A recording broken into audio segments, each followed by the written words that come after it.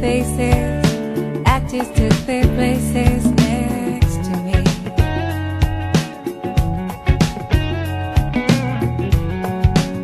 Well, I've walked these streets in a carnival of sights to see.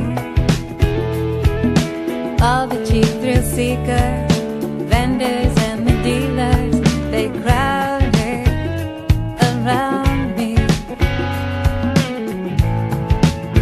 Have I been blind? Have I been lost inside myself and my own mind? Been hypnotized, mesmerized by what my eyes have seen.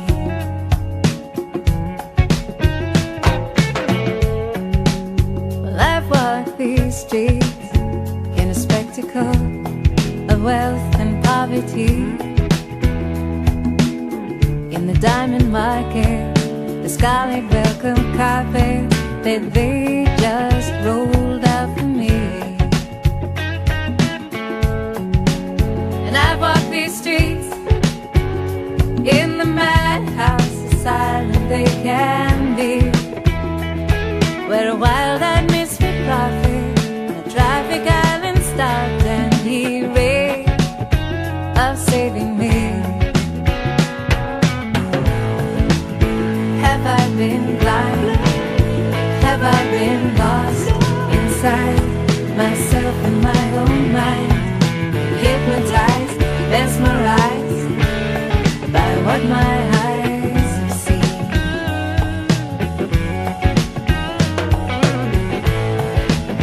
Have I been wrong? Have I been wise to shut my eyes and play along? Hypnotized, paralyzed by what my eyes have found, by what my eyes have seen. What they see.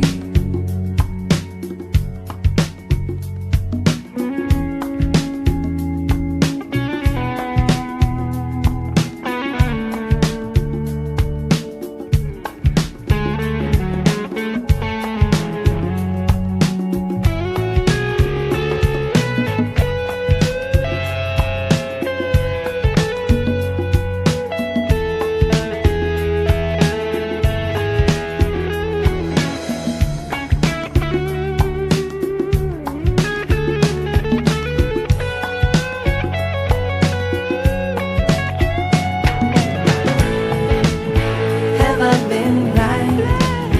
Have I been lost? Have I been wrong? Have I been wise? Have I been strong?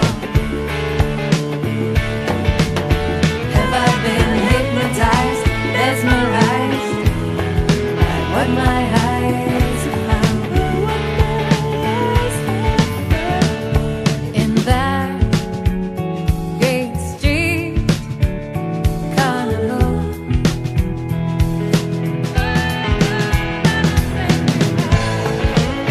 have I been blind? Have I been lost? Have I been wrong? Have I been wise? Have I been strong? Have I been hypnotized? Hi everyone, and welcome to Probot Workshop. I'm your host, the Patriotic Robot, and I want to thank all of you for stopping in here and hanging out with your favorite robot. I'm coming to you live from my super secret underground lair. So, if any of you do know or did see me scurrying off to this location, don't tell anyone where it is, okay? It's top secret. Anyway, for today's article that we're about to read here, Sarah Sanders. This is 7 minutes ago. This is very recent. Sarah Sanders to leave Whitehouse. Trump says he hopes she runs for Arkansas governor. Sarah Sanders, who as President Donald Trump's press secretary became the public face of the White House through some of the administration's most contentious chapters, is leaving her post. Sanders worked for Trump's 2016 campaign before she was elevated to press secretary in 2017. Trump announced her departure in a tweet on Thursday. Well, Trump loves them tweets, doesn't he? After 3.5 years, our wonderful Sarah Huckabee Sanders will be leaving the White House at the end of the month and going home to the great state of Arkansas, he said, suggesting she might be considering a run for governor of Arkansas. She is a very special person with extraordinary talents, who has done an incredible job, the president wrote. I hope she decides to run for governor of Arkansas. She would be fantastic. Sarah, thank you for a job well done. The daughter of former Arkansas Governor Mike Huckabee, Sanders was the third woman to hold the role of White House press secretary and the second person appointed to the job during Trump's presidency, following Shane Spicer. Like other press secretaries, Sanders quickly became one of the most recognized names within the White House. Her departure comes months after the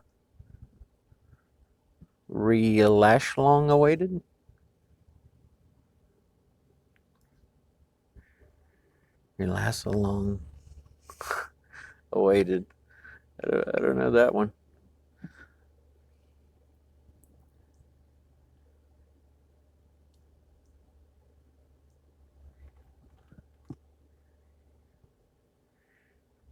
Must be a play on the release and long-awaited Mueller report, which found the president did not conspire with Russia to interfere in the 2016 election, but detailed an effort by Trump to undermine the investigation and the extent to which aides sought to defend the president's actions, sometimes by skewing the truth. In the report, Mueller said, Sanders admitted to making misleading statements to reporters when discussing Trump's rationale for firing former FBI Director James Comey in 2017.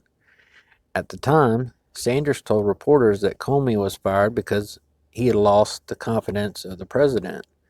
The Department of Justice, members of both parties in Congress, and most importantly, the rank and file of the FBI has lost confidence in Comey. I don't think any of those things were untrue. A reporter challenged Sanders during that televised briefing.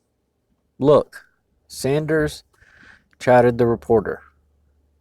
We've heard from countless members of the FBI that say very different things, but Sanders told investigators that the comments were a slip of the tongue and said a similar claim during an interview was made in the heat of the moment and was not founded on anything. The incident was one of several throughout Sanders' tenure that left some questioning her credibility. Sanders, who like past White House press secretaries had a combative relationship with reporters, drew attention from refusing to say whether she believes the press is the enemy of the people, a line coined by Trump.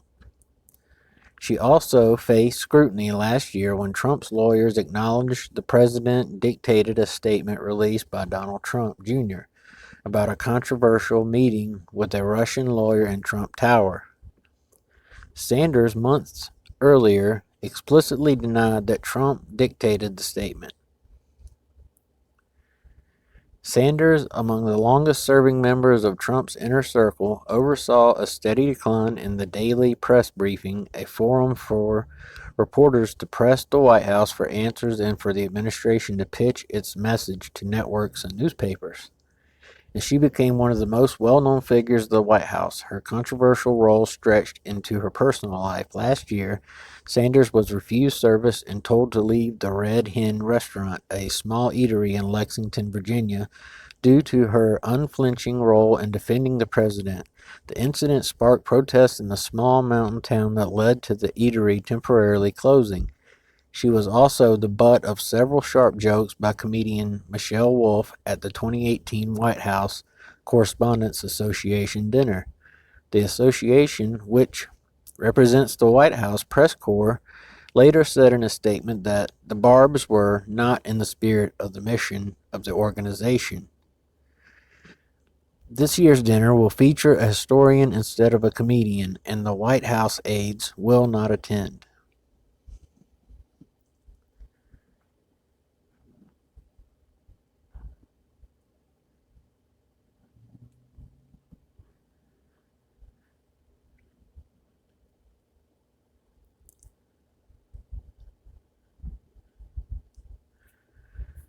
So we're going to get a twofer. We're going to do a twofer this video. Because I watched this, and this was really good. I thought this was really cool. Jon Stewart slammed Congress over a 9/11 fund bill. The next day, a House panel passed it. Jon Stewart blasts Congress over 9/11 Victims Fund. Comedian Jon Stewart is scolding Congress for failing to ensure that a victims' compensation fund set up after the 9/11 attacks never runs out of money. One day, after former Daily Show host Jon Stewart gave tearful and impassioned testimony before the House Judiciary Committee on the 9/11 Victim Compensation Fund, the panel unanimously passed the bill. The measure, which was created after 9/11 to help pay for medical and economic losses as a result of the terrorist attacks, will now go to the floor of the House to be voted on. With 313 co-sponsors, it will likely pass and then head to the Senate. It is unclear whether Senate Majority Leader Mitch McConnell, Republican, Kentucky, will bring the bill to the floor. McConnell told reporters Tuesday that he hadn't looked at the fund lately. I'll have to, he continued. We've always dealt with that in the past in a compassionate way, and I assume we will again. That's not the consensus of the recipients, I can tell you that. They haven't felt like they've been treated compassionately at all from what I've learned about this. The passage of the bill would permanently reauthorize the fund that compensates victims of 9/11 and their families. Stewart, who has repeatedly advocated for the bill on Capitol Hill, broke down and slammed lawmakers in the now viral remarks before the Judiciary Committee on Tuesday. There were initially several lawmakers missing from the 14-member subcommittee. This is his quote, "I can't help but think what an incredible metaphor this room is for the entire process that getting health care and benefits for 9/11 first responders has come to," he said at the start of his remarks. Behind me, a filled room of 9/11 first responders, and in front of me, a nearly empty Congress. He continues saying, "Sick and dying, they brought themselves down here to speak to no one. Shameful." He criticized the lawmakers for failing to reauthorize the program earlier. The first responders responded in 5 seconds, he said Tuesday. They did their jobs with courage, grace, tenacity, humility. 18 years later, do yours. The fund is running out of money, has to make steep cuts to its payments unless it's reauthorized. Previously, $7.4 billion was allocated to the fund, but as of February 2019, the fund used up $5 billion of the allocation. There were 16,715 eligibility claims still being processed at the end of May, according to the VCF. The average compensation is about $243,000, and so far, the highest claim has been $4.1 million. Representative Debbie Lesko, Republican, Arizona, Wednesday said she was proud to vote to reauthorize the bill. Congress has a responsibility to take care of the brave first responders that rushed to the scene on 9/11, she wrote on Twitter. This legislation is long overdue for these American heroes.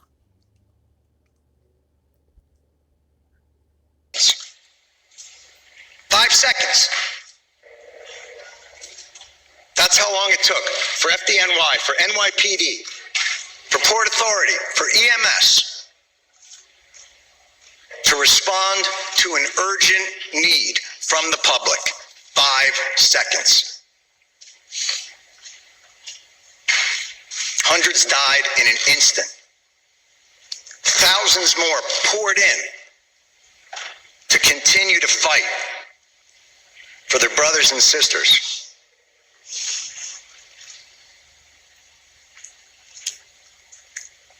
The breathing problem started almost immediately, and they were told they weren't sick, they were crazy. And then, as the illnesses got worse and things became more apparent, well, okay, you're sick, but it's not from the pile. And then, when the science became irrefutable, okay, it's the pile.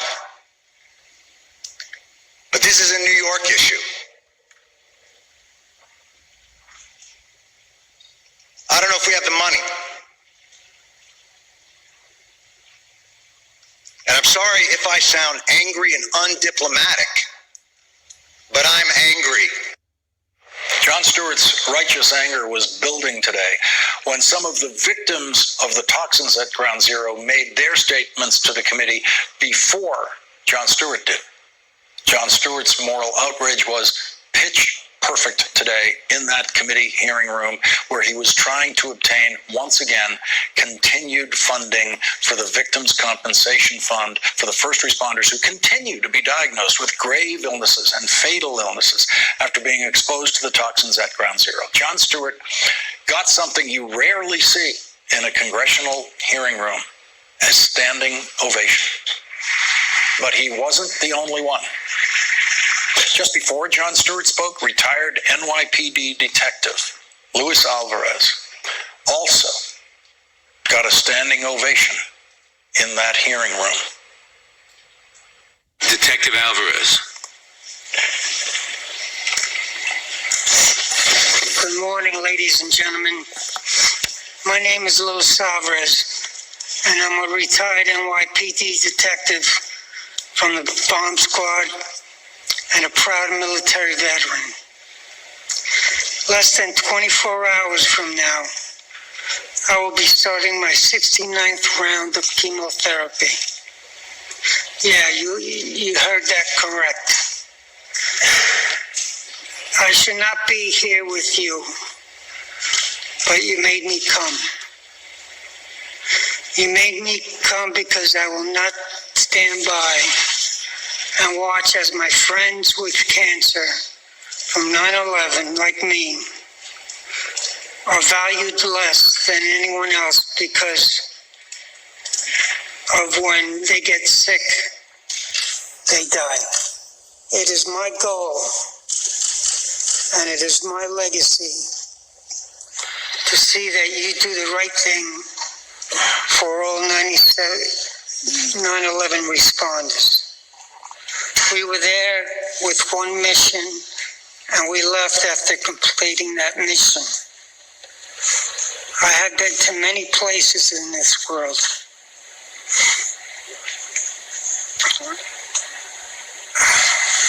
Excuse me. and done many things. But I can tell you that I did not want to be anywhere else but ground zero when I was there. We were part of showing the world that we would never back down from terrorism and that we could all work together. No races, no colors, no politics.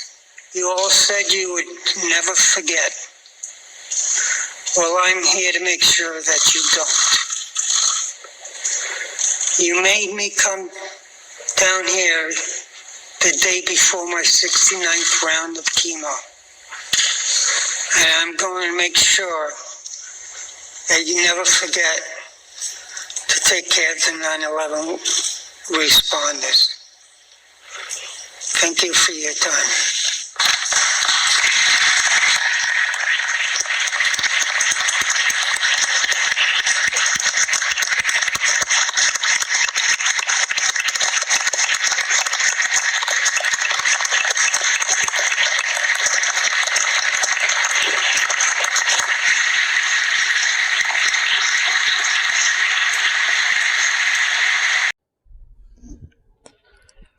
Luis Alvarez,